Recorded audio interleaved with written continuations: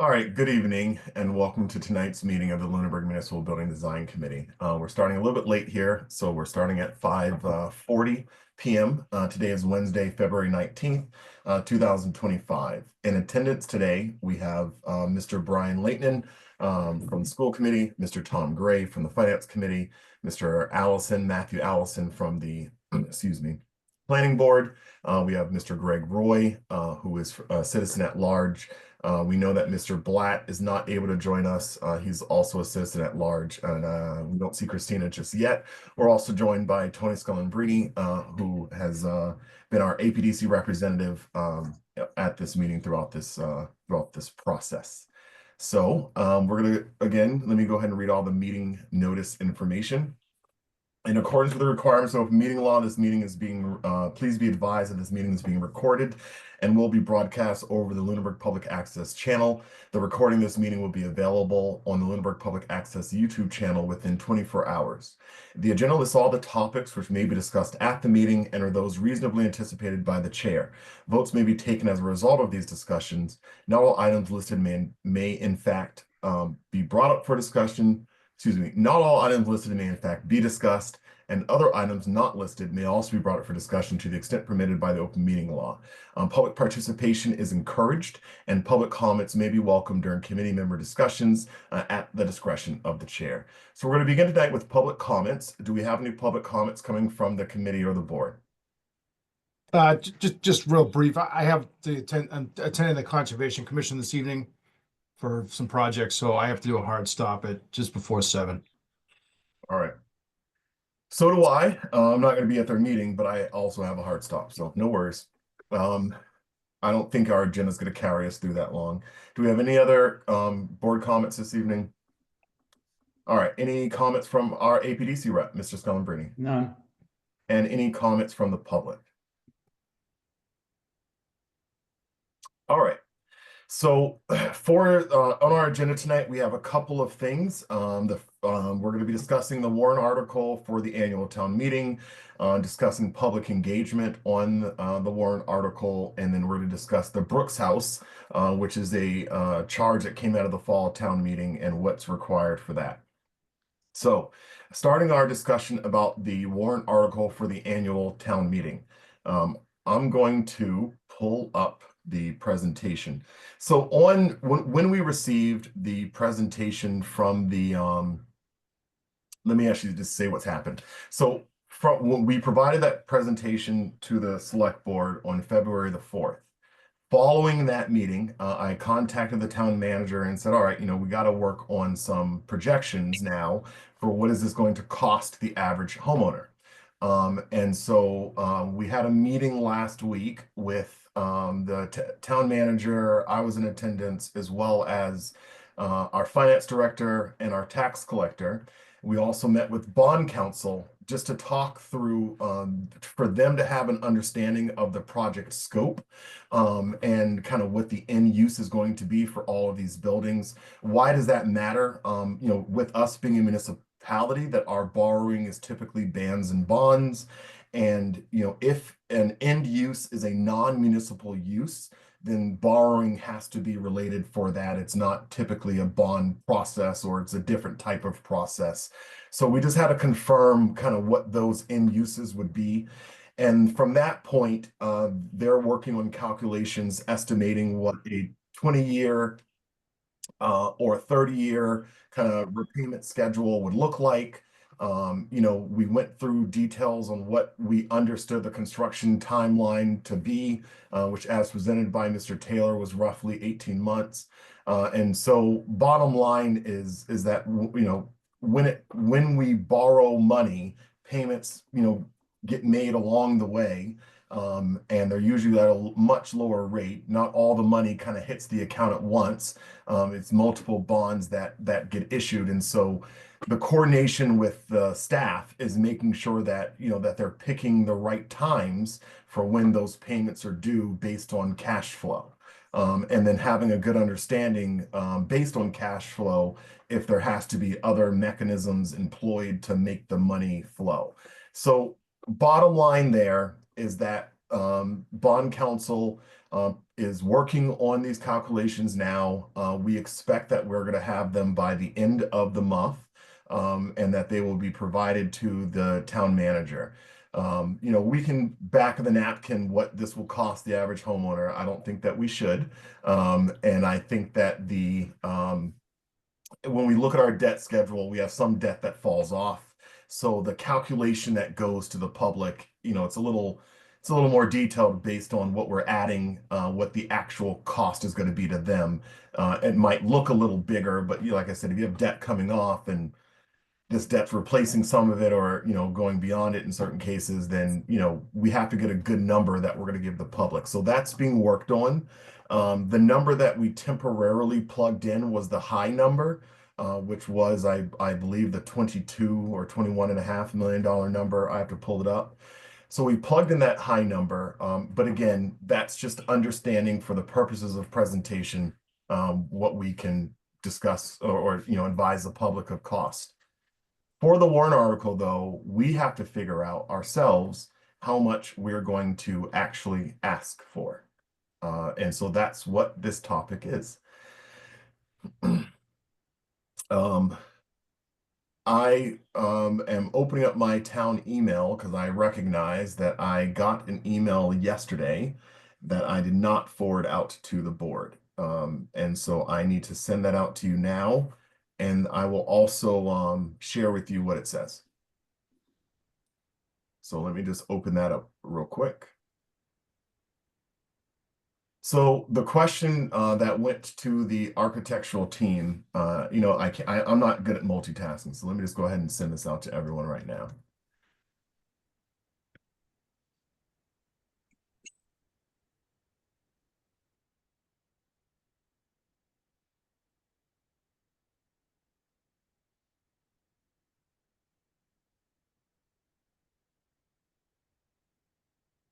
Always do my count one. Got everyone. All right, I'm forwarding this out to everyone now, but I'm going to go ahead and read it.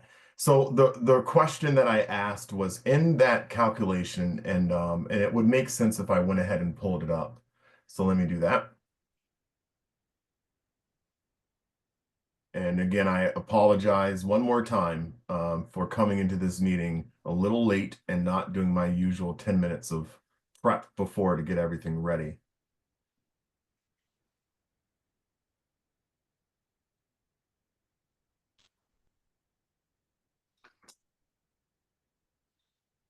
I'm going to go ahead and share the screen. And let me know if you guys can see this okay.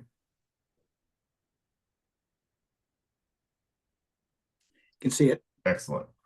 All right, so I'm scrolling to the last page of the presentation. Well, you know what? Let me go a little slower. Some of these photos are nice.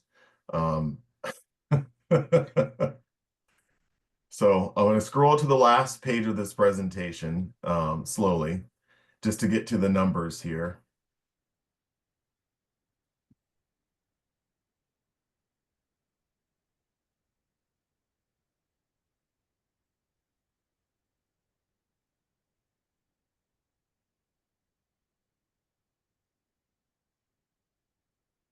All right.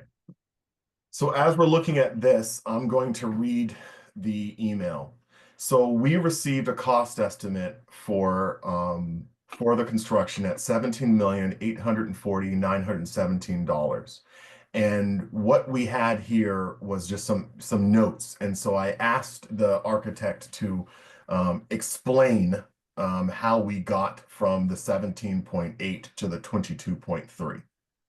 And they did this in our presentation, but I think we need to be clear about what this is. And so what the response was that the estimated cost of construction presented to the select board is $17,840,917, independently estimated by PM&C.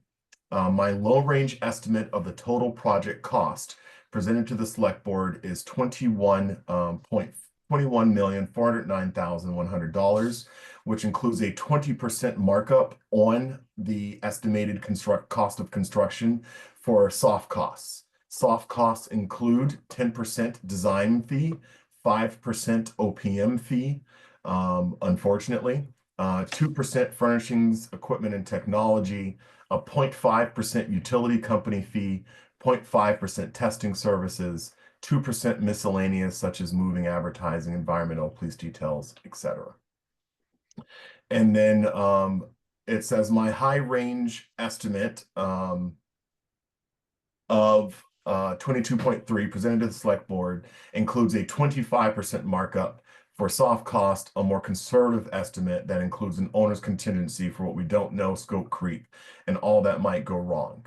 And so that was the gist of what was provided. And again, it's just explaining what we've done here, which is adding a 25% markup to account for the design, 10% design fee, 5% OPM, and then the remaining 10% there as contingency, essentially, and escalators. So that is how we arrived there. This number does not account for the photovoltaic canopy. It does not account for the EV chargers that are required by code for us to put the infrastructure in for, and it does not account for meeting house basement slab.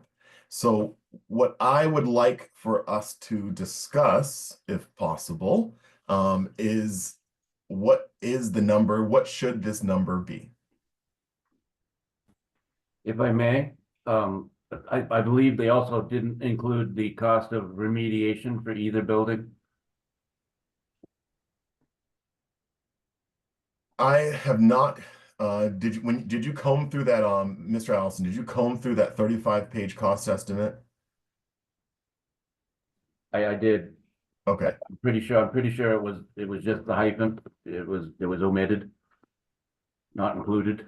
I think it specifically stated not included. I know in our scope of work, we were not asking them to identify a hazmat survey here. So, all right, I'm going to take some notes. That's a great point. Do we have any idea what's in it or what are in the buildings? Like, I know we haven't done surveys probably, but does anybody have any idea if there's anything in there? I'm going to send a quick message to Chris Ruth, and hopefully he will get back to me soon. Yeah, well, maybe we don't, but that, we got to get our arms around that. Yep. I had some comment, I have some commentary on the alternates. Sure. If it's appropriate to do that now. Of course. So I just want to clarify that I believe that the infrastructure that we're required to put in per code for the EV, so I'm going to go in reverse order. I'm going to take alternate 3 first, which is the EV chargers, 281,000, I think it is. The infrastructure that we're required to do by code. So by code, my understanding is we have to put the conduit in from the building, the electric conduit in from the building, handholds, that kind of thing. But we do not physically have to run the wire, and we do not physically have to install the EV chargers. So I think that the cost estimate, the 22.3 million, includes the infrastructure, but does not include the wire or the 21 EV charging stations. That's my understanding as well, Mr. Roy. Yeah. So, and in my opinion, I'm just going to go right out of the gate and say, I do not believe we should install 21 EV charging stations. I think that we may want to install a couple, but I do not think we want to install $281,000 worth of EV charging stations. That's just my 2 cents. I could be short-sighted on that, but it seems to me, a couple charging stations that cover four spots is probably going to be adequate. And again, they're all going to be piped. So in the future, if we, year 2, 3, 5, 10, we have more need for more stations, we can energize them. We can buy them and put them in. But that's my opinion on that. I'm not saying we shouldn't carry it as a bid alternate, because if for whatever reason we get really good bids, we may want to have pricing from a bid from a contractor for it, so that we could add it as a change order to the project if we want to. But I don't think we should necessarily ask for I don't think we should add that cost to the amount that we're asking for a town meeting. Similarly with the concrete slab, it seems to me that is a nice project that could be done later. I think we probably want to put it in, if this is a successful, we get money, we probably want to put it as a bid alternate to get a price. And if the overall price of the project comes in, with room to spare, we don't need as much construction contingency, whatever the owner's contingency, whatever, we could, during the process, if we have bid numbers from a contractor, we could decide to do a change order of the project, but I don't think we should add it to the amount that we're asking at town meeting, in my opinion. So the one that, sorry, I'm monopolizing this, but the photovoltaics is an interesting one. I've said this in the past. I'm really interested to hear what Dave Blatt, further commentary from Dave Blatt on this, because I think there's probably some programs that are available, or maybe someone else in this committee knows what those are. But I'm also interested to know if anybody's done an economic like calculation of payback on these, like and how that works for a municipality. What's what if we invest 100, whatever it is, 101.5 million, whatever it is. I can't remember what it was, but it's a lot of money. What's the payback potential in energy that we produce? What's the payback period on that? I think that would be a interesting metric. So really two things I think on alternate one with the photovoltaics. I think we need to know what the payback period is, and I think that we need to know what the opportunities for reimbursement or grants opportunities that could help with that, offset that cost. Yep. Why don't we take these one at a time? And since you started in reverse order, why don't we just continue it in reverse order? Okay. So Sorry if I. Yep, no, EV charging stations. Today, in preparation for our meeting tonight, on Devon's, I lease out a parking lot to Commonwealth Fusion. And Commonwealth Fusion is one of the leading companies that's trying to solve, fusion energy. And they're based on Devon's, and they have now about 1,000 employees. And I'm going to get you to the bottom line here. Which is in the parking lot that we rent out to them. It's enough parking for about 150 cars. And in that lot, we have three EV charging stations. And I've been driving by, and I drove by it today. I've never seen a car plugged into any of them. And again, this is, and I don't know what I can extrapolate from that, but and at my office on Devon's as well, which is also next to like two hotels, we have the EV charging stations in the lot that I park in. And usually we have essentially 4 potential connections or 6, something like that. Usually it's 1 car or 0. So I'm inclined, and when I've managed property out in the Watertown area, we did a survey to figure out for roughly 179. There was one property, 179 homes, and these were kind of upper middle class, upper middle class to upper class housing. And we found that there were 2 people who would actually use a charging station. So I'm inclined to agree with you, Greg, that I think that 2 or 3 is probably the max to start. And that as people start to get them, then it may be worth doing.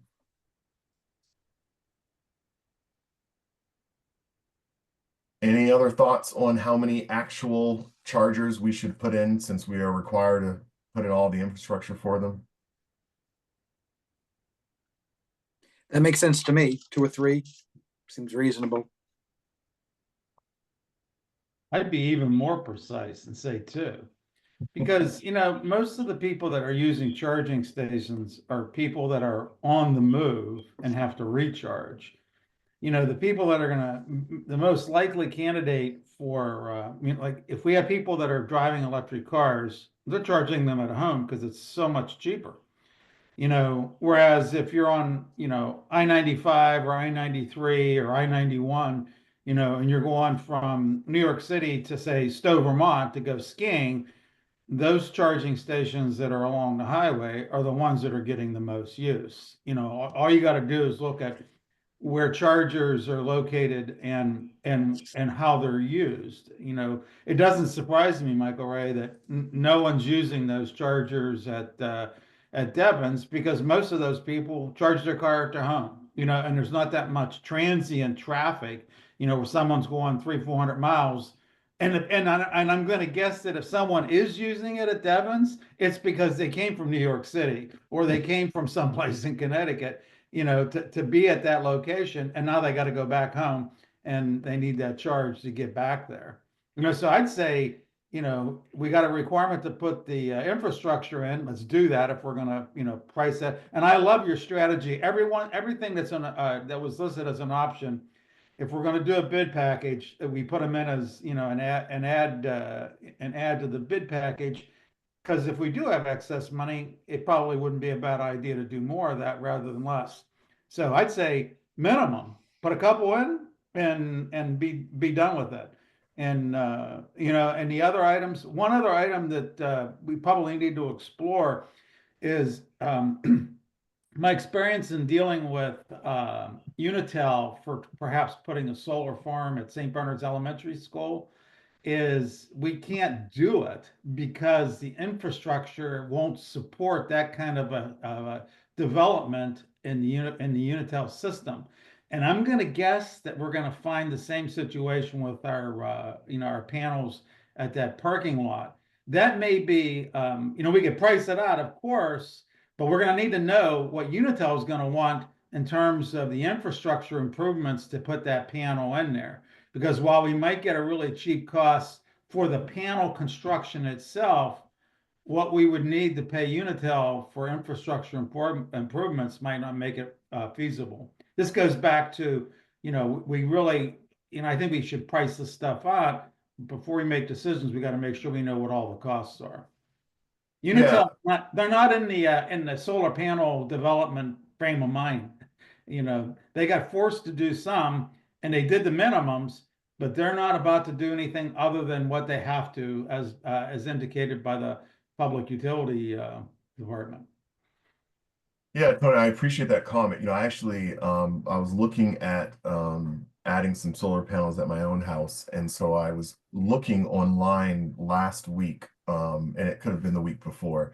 So within the last 2 weeks, at their map that they now have of who's eligible to connect into solar, and to my surprise, the center of Lunenburg is golden, but once you hit Fitchburg, it is pretty much red zone for a lot of the of where people live. They've really red zone, or they don't have the infrastructure that they say can support it. But in Lunenburg, the center of town, going into the southern part of Hickory Hills, and going down a little bit of Lancaster Ave, this is in the zone that's identified as having capacity to have significantly more solar. But I hear what you're saying, because I also remember that there have been many homeowners, many businesses that had 2 and 3 year delays from Unitil to actually be able to actually connect. Yes. But if we can hit the solar thing last, if we can, so I think on the first thing of EV chargers, I threw out there 2 to 3. Tom Gray was in agreement. Tony says 2, which I obviously will support. Are we generally inclined to say, let's see what 2 looks like? Yeah. All right. For the meeting house basement slab, Greg, I agree with you. I don't think we should include that. Any other thoughts? It was, they were going to be lifting up the structure, the pylons, and putting something underneath to keep them from getting moisture. And that was my memory. So this is basically just to put a floor down, and you could put stuff down there for storage. Is that really, it wasn't really for any kind of preservation of the building?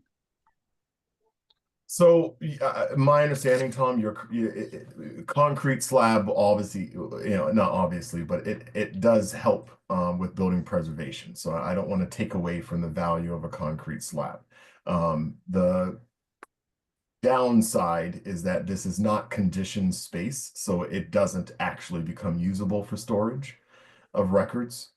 So I think the benefit would be that we could, there could be some building benefit long term to decrease moisture related degradation. But I don't think that that's been identified as even being a concern. Okay, yeah, I think we at least get a price for it, though. sure. I mean, their estimate's pretty high. I mean, it's like $32 a square foot. That's a lot of money for concrete. So, but I think that if it turns out to be $97,000 and we got other things we got to spend money on, so maybe we don't do that. But I think that we ought to price out all of those ads that they identified. But really price them out. Make sure, like for example, the solar, make sure we know what the total cost would be. So Yeah, I mean, just so everybody knows what I was saying, that some other people on the call, like when I was on the building committee for the school, for the middle high school, we ended up with like an extra $3 million or something like that in contingency that we didn't use. And we did not have alternates that were bid. So we did not have things that the contractor had given us a price competitively during the bid process. So we had to negotiate with the contractor to do the whatever it was. I'm going to call it a cooling system. It's not really an air conditioning system. It's like a dehumidification system for the building. We added that. We upgraded some things on the fields, but we had to negotiate it with the contract after the bid. What I'm saying and what Tony I think is saying is we should, even if we're not authorized for the money at town meeting, we should still put the alternates in the bid and get a price up front, so that if we have extra contingency or the bid prices come in better than we expected, which that actually happened on the middle high school project as well. Bid prices came in less than what we had budgeted. That we don't have to negotiate it with a contractor, after the bid. So that's all we're saying. And I would wholeheartedly support that approach. I do too, Greg. That's the way to go. I agree. I think what I'm also trying to get us to figure out in this conversation is what for this alternate needs to make its way into the project itself. And I think where we've landed is that the alternate's going to be 19 EV chargers, because we're going to put 2 in the actual project. It's looking like we're in agreement that the meeting house basement slab remains as an alternate. It's not moving into the actual project. So the PV canopy, which is the last thing. So here's what the complication is on this. The current Inflation Reduction Act provides for 75% of the funding for this to be provided by the federal government. With the changeover in administration on the federal level, they have frozen all these funds. So if those funds actually become available, back to the municipality. And my understanding is that it was not a reimbursement model, but a payment model.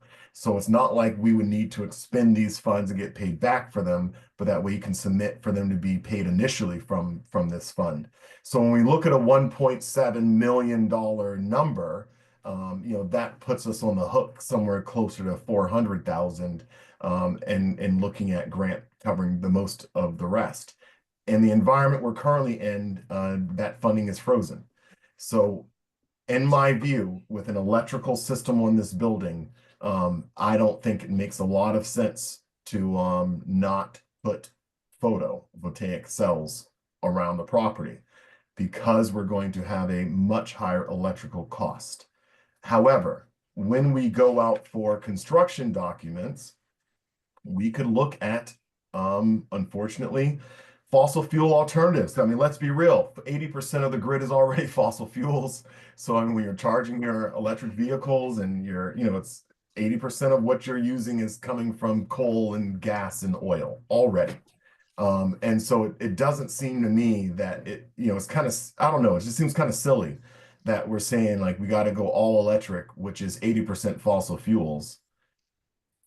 Generated by fossil fuels, yeah. Yeah, 80% is generated exactly by fossil You know, fuels. I didn't ask the question, and I meant to. And we had the MEP, mechanical, electrical, plumbing consultants here. But my understanding is, I'm no professional. Michael Ray, you may be better to answer this question, but my understanding is new energy code effectively precludes you from doing fossil fuel for your heating. I mean, you can use it, but you have to get some ridiculously high HERS rating for the building that is more costly than just going with the electric heat pumps. But I could be wrong about that. But I even in single family houses, we've got clients that basically have told me they can't. It's just nowadays they're basically in fact they're not forced, but they're effectively forced in because of the cost burden for putting in the efficiency that's required to be able to use the fossil fuels heating systems and things. But I could be wrong about that. I don't know, but Yeah, off the top of my head, I don't know what the difference is between the two in terms of requirements, but it is a hurdle to put fossil yeah, fuels in. What we also have an executive order that's come from the governor that says that as a municipality that we need to design buildings that don't use fossil fuels. So I mean, we are kind of up against a hard wall here, but I think there may be something worth exploring, and I could certainly reach back out to the team that we were working with just to ask the question to clarify, and I'm making a note on that. What would basically what the implications are if we were to reconsider fossil fuels? And The rep from the mechanical electrical engineering firm, in response to Tom Alonso's questioning about going all electric at the select board meeting, he said that, well, we will look at fossil fuel as an option. yeah, you're right. So I think that they would do that, but I think it's going to be what you've already mentioned, is that in order to be able to use it, you got to have these HERS ratings. They're going to cost you a fortune, especially, in buildings like what we have. It's different when you're dealing with a residential unit.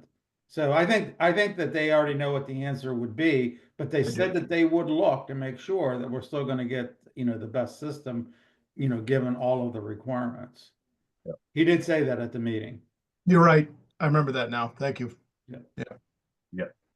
What's also kind of top of mind is I've had two conversations with residents in town over the last couple of weeks in which these temperatures are low, and one resident did both did the 0% interest loans to do the heat pumps in their house. They didn't get the full rebate because they weren't willing to convert their whole house, but they got that interest rate, whatever, for the partial. And they one is a good friend of mine's parents, and they plugged it in, turned it on. They got an electric bill of $900, and they said it's cheaper to stay on oil. And so they turned it off. And then I was speaking with another resident in town just this morning, and I was mentioning that to them, and they said, "Oh, you must be talking about me because I did the same thing." And they told me that they did the same thing, that they're, with their electric bills coming in. Excuse me, they said the gas tank of oil is $700 something right now a month, whereas their electric bill was coming in at $900 something a month. So, if we're going to be looking at an increase, I do think that there's some things to consider on operational cost. I don't know if we're going to get the answers to this tonight, but I'll speak with Chris Ruth more about this. Something that we've been saying at select board meetings is how cold these buildings get at night. Sitting in town hall, we've all been there after 8, 9 o'clock. It's cold. It's real cold. And anyone who's been in the attic, all the clock winders, they know they can see outside. If they come in during the day, you can see it through the roof, and on the siding of the building. I mean, it's multiple holes. So, I mean, I'm talking out loud here, but I'm wondering if we have to do a lot of energy improvements to the building during a kind of renovation of it, will those savings offset some of that expense? You know, and I don't, at this stage of the game, without those energy calculations that would come about later, I don't think we can come to a good decision on that. No, but it would be good to have some, it would be good to have a narrative on that. It would be good to have an answer because it's going to be a question. Yep. We might not have we're not going to be able to give a detailed analysis down to the penny, but we need to have a response for that question. Yep. I if I may, Mr. Chair, I had a question about the solar panels too that just came to mind. Matt, you might be able to help me with this one. I guess I didn't study whether or not do we have to get site plan approval for the does the town need to get a special permit for a large ground mounted solar array? And has anybody taken a look at what the, we should probably take a look at what the requirements are, the special permit requirements, to make sure we comply with the, basic requirements. We did pass, we did pass the solar canopy bylaw last town meeting. Okay, I do yeah, not that's right. recall, I do not recall exactly what the capacity limits were.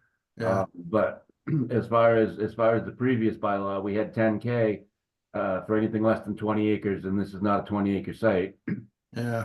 However, conveniently enough, municipalities, we usually exempt ourselves from all these things, so that's another thing. Mm-hmm. Well, I know I live downhill from the high school, and I think we exempted ourselves from complying with stormwater regulations. Uh, mm, it was mentioned, but we didn't address it. Yep. Well, I will say my family's owned this house since 1991, and the first time the basement flooded was after the high school got built and those fields got irrigated, or got, and every single year my basement floods every spring now since the high school's been there because I'm the first house downhill from the high school. So with all the water, it comes right to me first, and then it goes down to everyone else. You're welcome. All that free water, it's just, I don't know, you just. Hey, my lawn is green year round, but What is the capacity? Does anybody know what the capacity of the canopy is that they laid out for the 1.7 million? I'd have to double check on the estimate for that, but that's actually a good question.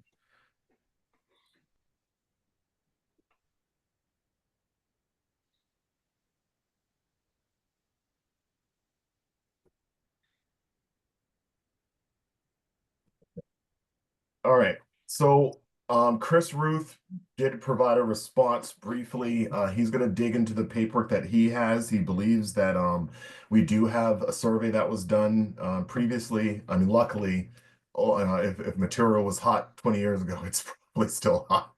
Not that that's luckily, but so he commented that for town hall, he's aware that the basement windows are hot. And when we say hot, we mean has hazardous material on them. And then he's aware in Ritter that there's some interior, but he has to get back to me on exactly what in the Ritter is considered hazardous material.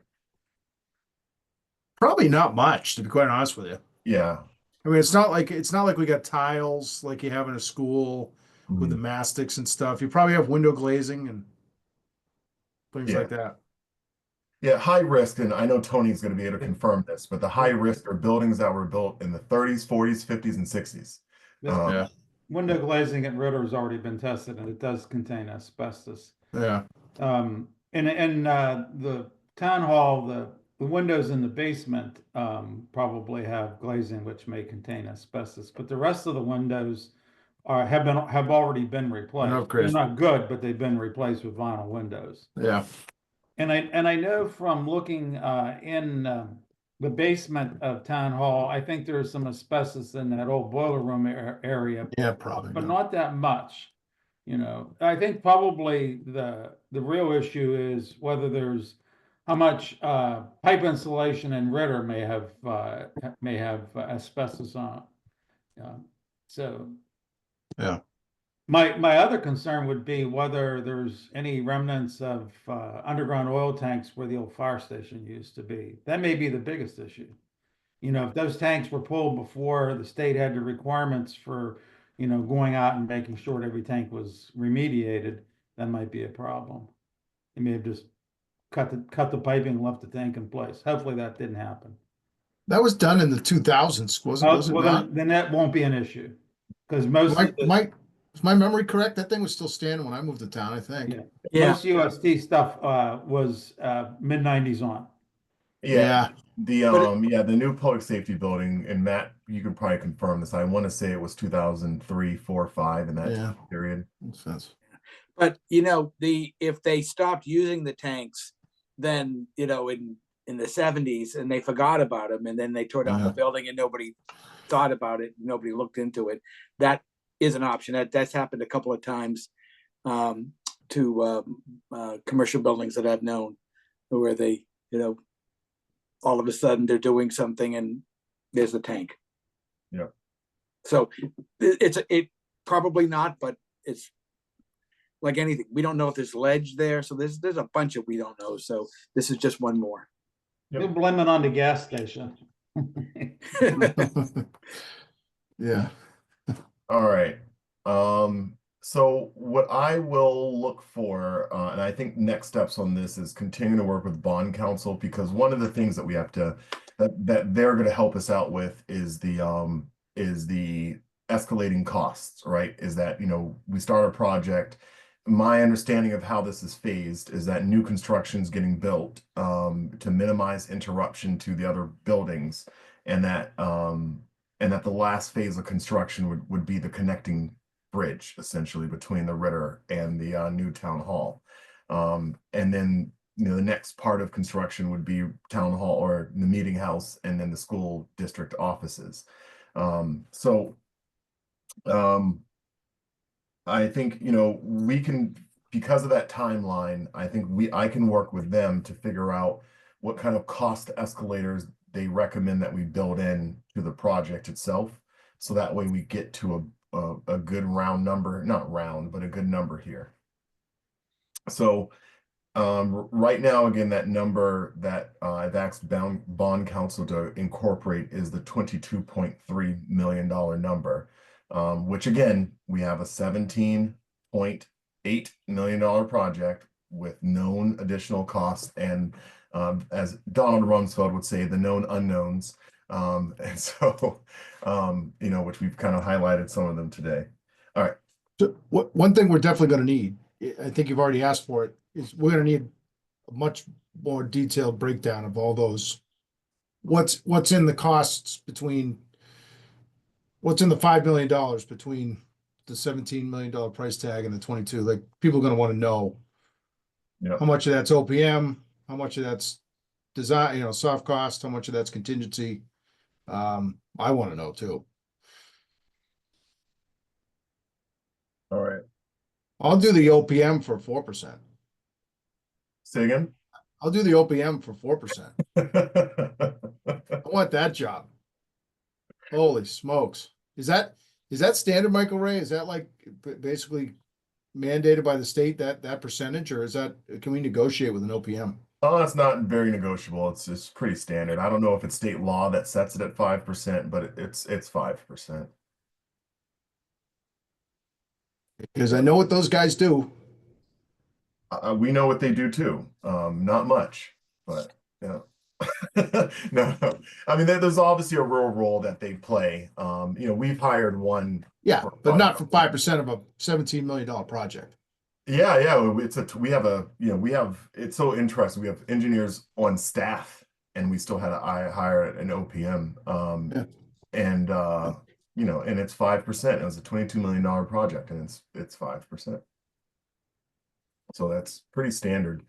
And it's not like they're actually helping you manage it. I feel like it's a good gig. I don't want to speak poorly if there's an OPM out there who thinks we're minimizing their role. I know that I get emails whenever I say things that people don't like. We have other members of the public with us. We have Mr. Doolittle, we have Mr. Trainer, Ms. Lockwood, Ms. Lizio, Mr. Passios. Anyone from the public have any thoughts, comments, questions before we kind of advance through the agenda?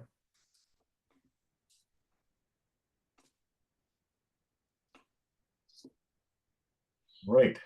If it's just taking a long time to come off the mute, feel free to unmute yourselves and we'll give you some time. Oh, Mr. Doolittle. Yes, hi. Yes, Robert Doolittle, 24 Leominster Road. I had a question regarding the solar panels and the design portion of that and how that I think it was, I don't know if it was mentioned before or defined that how it met the central protection, architectural protection district, and you know, how it fits in that, or is there some overriding reason that it doesn't really have to meet criteria as laid out in the district? I can hit that, but Tony, since you're here, do you want to take this one? Yeah, well, first of all, the Architecture Preservation District only deals with existing structures. Now, there might be an issue with regards to view sheds, like if we were going to put this, you know, a solar panel, brand new solar panel next to the gazebo, then that would certainly have an impact on the view shed of the Architectural Preservation District. But given where it would be, I don't think that would be in play. So there's two issues. One is it's brand new construction. So the only thing you'd really have to look at is there an impact on view shed? And I think that the answer to that would be no, because it would be relatively unseen for people driving through historic, you know, Lunenburg. I think the real issue is what Greg already brought up, and that's the planning board. You know, we have two things that guide development in what I call downtown Lunenburg. One is the Architecture Preservation District, but the other is the Village District, which is a planning board issue. And then the planning board has their solar panel guidelines, which were recently approved. So Matt, I think it'd be more of an impact for you guys to make the determination than it is for us. I mean, certainly, you know, it's brand new, but it might have an impact if it was closer to, you know, visibility within the district. One of the things that we've looked at for houses that are in the historic district, in the Architectural Preservation District, is that we've had at least one homeowner who's asked for permission to put solar panels on their roof. And we said, if you can put them on the back of the roof where you can't see them, then go right ahead. But it's really an issue, I think, more for planning than it is for APD. And Mr. Doolittle, based on your address, you live pretty close to this parcel. Can you see it from your house? Certainly, the property adjacent to us and the abutters to the property adjacent to us at 31 School Street are certainly going to see all of these panels from the drawings and sketches that we've seen. So that would obviously, I think that would be a big concern for anybody on the, I would say, on the Leominster Road side, going down past our house. Now, 24 Leominster Road might not see them because there are buildings and a barn and whatnot in the way. But 31 School Street certainly would see it, and the adjacent properties to 31 School Street along Leominster Road would see any of that, based on the fact that I think they're about 10 to 16 feet in the air, at least. Yeah, So. and we're at the top of a hill. Hmm? I said, and we're at the top of a hill, right? This parcel. Precisely. So I mean, I think that would be, obviously, that would be a concern for any of the abutters or people in the area. Yeah.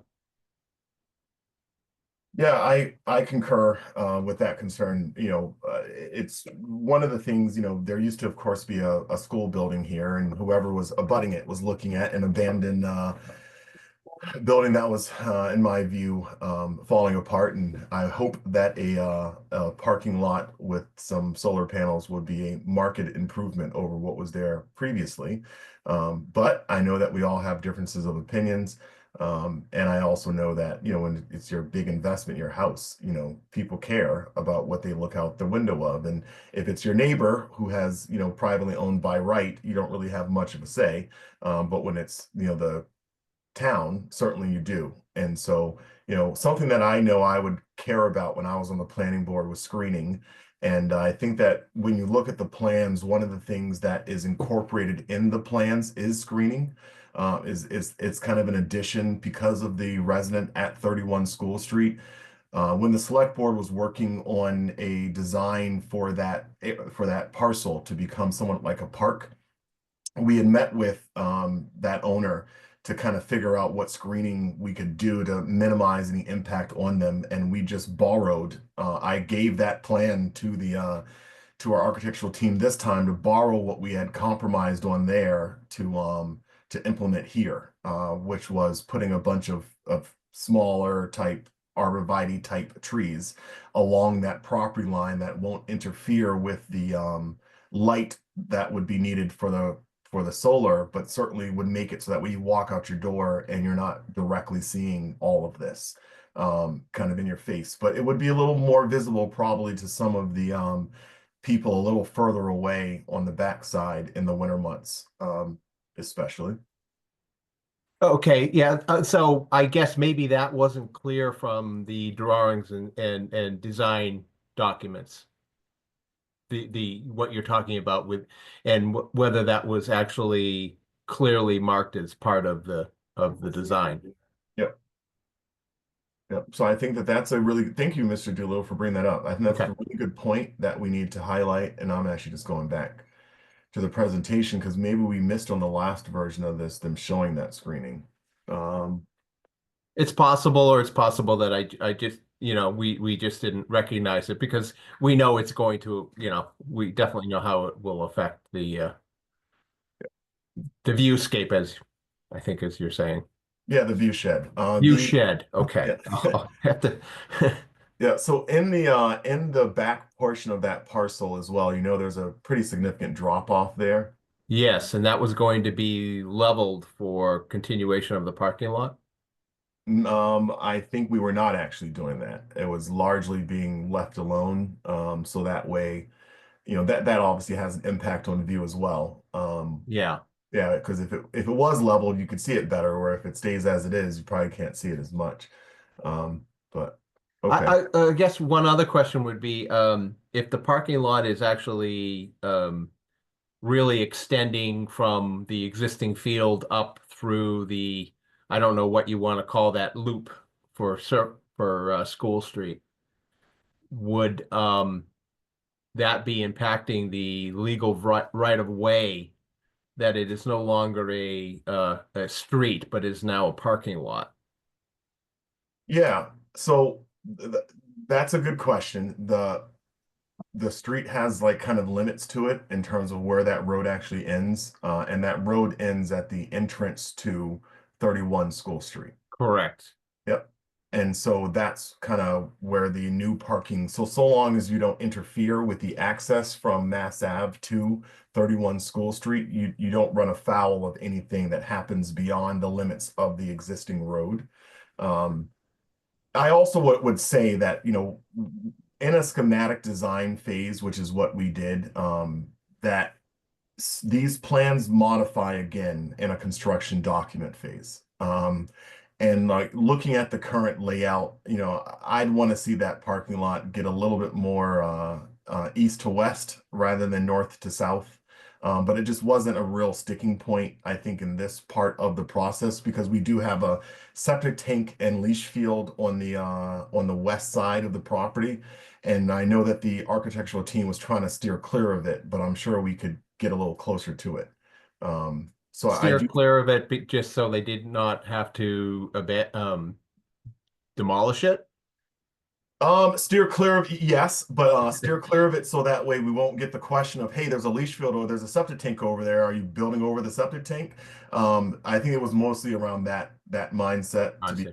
yeah, but I do think the actual configuration of that lot is going to modify. That's my read, at least. Matt, I know that you are civil engineer, and Mr. Scullambrini is as well. So is Mr. Roy. What are you guys' interpretations on that as well?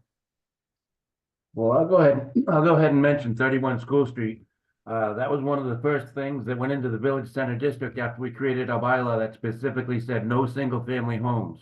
They went to the ZBA to get a variance to build that, and with the school right there, so I quite honestly am not too concerned about any impacts that they have, because they knew what was there when they bought the house, when they built the house. They knew that they needed to get a variance from the ZBA to even be able to build the house. And this is why I fought it then. And people easily, conveniently forget about stuff like that. They forced their way into that tight little spot. So I don't think that we should tiptoe around developing the property that we own as a town. And that's Okay, just my I think you're a little, that property was a legal residence, subdivided prior to the district being added. I'm not here to discuss it with you or argue about it. No, wanted I to just pitch want to my- bring out that they didn't shoehorn themselves into something after the fact. I think you're misrepresenting that slightly, that prior to the district, a single family residence and the property was purchased prior to the district being added. Again, I'm That's not here all to argue with you I about just it. want to bring that point up, okay? Thank you, Mr. Doolittle. All right. Mr. Allison, I don't know if you had anything Thank else you. you wanted to say there. Thank you for answering my question. All right. Any other questions on that, on anything else from Mr. Doolittle or anyone else on anything else here? All right.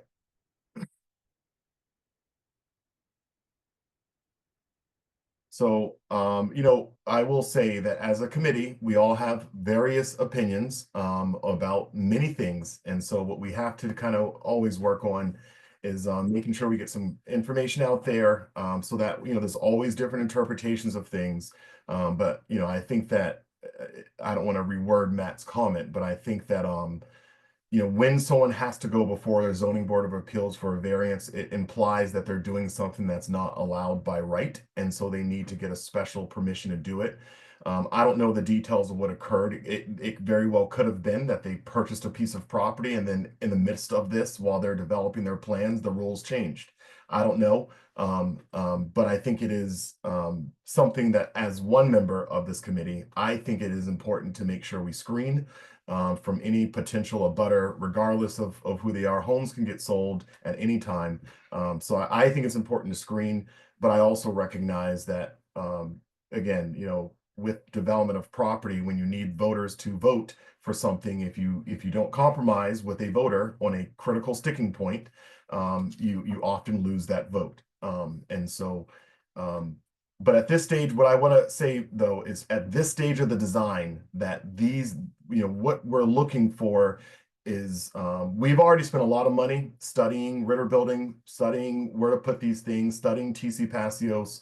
And so I think what we were trying to do in this schematic design phase was get as much information as possible to get a borrowing request in front of the town without having to come back to the town to say, and can we get another 200 grand to do more investigative work to figure this out?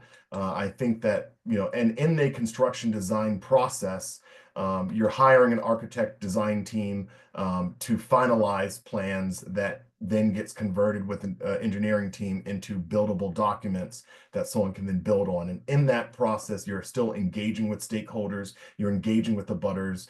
We know that there's going to be some variances required in this project because of like bathroom calculations for the meeting house call for, I think, 16 bathrooms to be there. And none of us think that the meeting house needs 16 bathrooms. That's like a whole half a floor just for bathrooms. And so like we know that there's going to be some approval stuff that has to get ironed out. Any other questions from the public before we move on to the next thing in the agenda? All right. So I think we know the next steps there. The public engagement on the warrant article. All right. If we can hit this real quick. So Brian Leighton is our social media guy for this. So, I want to take this opportunity to say that I think it's very important that we are unified in our approach in engaging the public.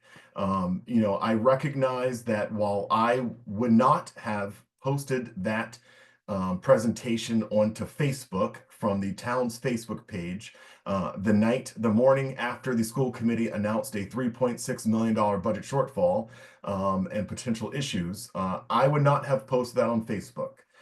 Nonetheless, I did think it was important for it to get published to the town website, and a decision was made to get it posted onto Facebook. It was going to end there regardless. And so I don't know how up in arms I can really be, because I felt really strongly that the public needed to get the information as soon as we had it. And I thought that some members of the public were going to share it on Facebook anyway. But I think that as a strategy from our end, I think we have to be mindful of what our actual strategy is in terms of how we engage the public. And I think that what was really helpful in that process was Mr. Leighton was able to extract a lot of key data points that came out of the questions.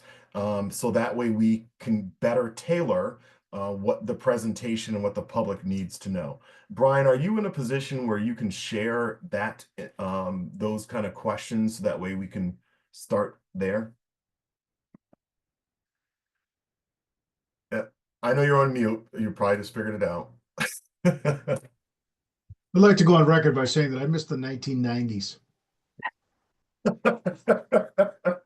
before social media existed.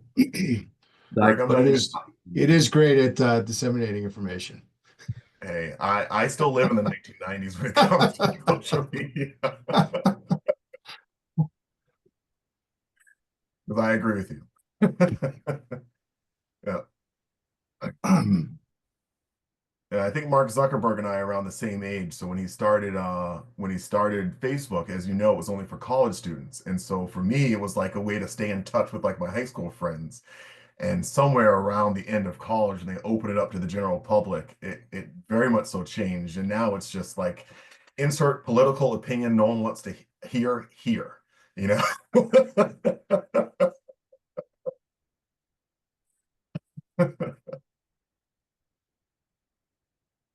So sharing is not turned on. All right.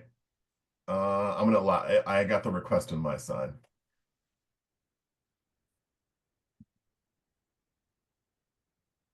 Did you see that it said you can share? I'm working on it. All right. All right, can you see that? Yes. All right, so just collecting from comments and data points from the Facebook post. Prioritization of funds and budget concerns. So there was a perception that school funding could be cut while money's allocated for municipal buildings. I think that was probably the number one concern. People don't understand the funding mechanisms. So I think it's going to be important to address that. Calls to redirect town hall funds towards schools, utilities, or essential services, police, fire, infrastructure. Questions about tax increases, concerns about tax increases and affordability for residents. Frustration over past expensive projects, whether it's the police station, the library, the high school. People commented about that. Transparency and public awareness, so claims that the project. Brian, before you move on, is it okay if we kind of take this one section? As you know, I'm not on social media, so I don't read all this in real time. I think my initial gut was to get something out there sooner than later, but as I thought more about it, I'm like, I think people need to calm down. Sometimes when you get information, it's overwhelming. This last point here, frustration over past expensive projects. I mean, the library was $1 million 20 years ago, and it's paid off. So was it really focused on like the police station, which is 20 years old, or was it just like, hey, we're building too many buildings, and why do we keep building? Can you just explain that a little? Yeah, I think just any project that costs money, it's a concern. I actually talked to one citizen who, not on Facebook, but just that why didn't we just build a giant, why didn't we just make the police station, the fire station, the town hall too, and just make it all at once and do it all at once? It's just like little ideas that just people are frustrated with any price tag. I think that was kind of what was happening. Like, we just built a high school, we just built the library, we just did the safety building. So I think people are just Yeah, frustrated. I even one parent said, you know, in other states they're just trailers, like the town hall of the trailer. And it's just like that's affordable, it's cheaper. So I think people are frustrated with anything. A lot of people too had mentioned like they could all work at home, like we did it with COVID. That was a comment I think today on social media or yesterday or today about like, well, during COVID they all worked at home. Maybe they could just work at home. I think it's just frustration over expensive projects and yeah. But again, this is Yep. You're just capturing and relaying. I get it. All right. Thank you.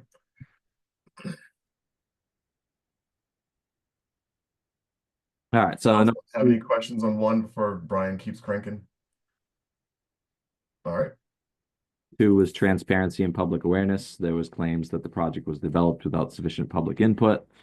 There was suspicion over how the funds were allocated and the cost of the designs rendering, and complaints that town communication has been lacking on this issue.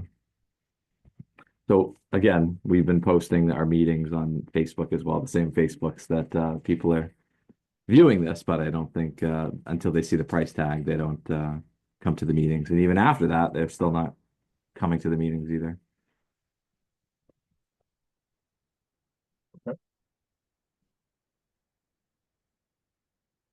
Yeah, I mean, my only comment is I think we have the only meeting in town where a member of the public can participate at any point in the meeting. I don't, is there another one? I don't think there is. But I do recognize that we went through a swift design process. So I do recognize some of the concerns. Scope and necessity of the project. Yeah, so skepticism about whether the town really needs a new building or if renovations would suffice. There were several people talking about the TC Passios building too, and whether that could be used. Concerns about aesthetics and whether the proposed design fits Lunenburg's character. Doubts about whether the project is being pushed forward for the benefit of a small number of town employees rather than the broader community. Okay. For broader town infrastructure issues, calls for addressing other priorities first, buying out the utility poles, the utility companies, road repairs, funding education, criticism that past inaction led to the current situation, making large-scale spending necessary now. I thought we did buy out the lights on all the utility poles, and that I thought our roads were in some of the best conditions around, but And I think people are talking about like a utility takeover, Michael Ray, like oh, knocking, like spending the $40 million that it would cost to buy out Unitil's infrastructure. I don't think people realize how much that costs. yeah. Yep, okay. And the last one was political and procedural concerns, accusations that town leadership is not representing public interest, calls for public record requests to review project cost and funding sources. Again, I think it's just all people who aren't aware of our meetings and what we've done. So I think it's just a matter of informing them too.